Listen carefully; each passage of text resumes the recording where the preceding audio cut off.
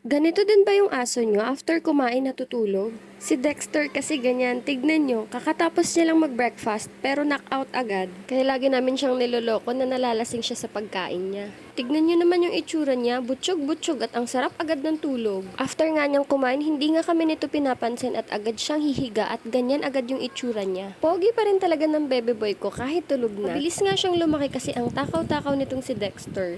Pag ganyan nga pala kahimbing ang tulog niya, sinasamantala na namin. Kung hindi kami magpapahinga, iidlip muna kami o kaya maglilinis. Kasi kapag gising yan, ay nako yung energy level ng asong to.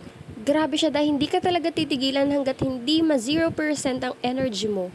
Gusto man naming maging papi lang siya for life, pero kasi napakataas ng energy ng mga papis. Ngat-ngat na ngat-ngat, talon ng talon at kung ano-ano pang mga kakulitang ginagawa. Ito nga palang papi na to ay napakapihika na sa pagkain.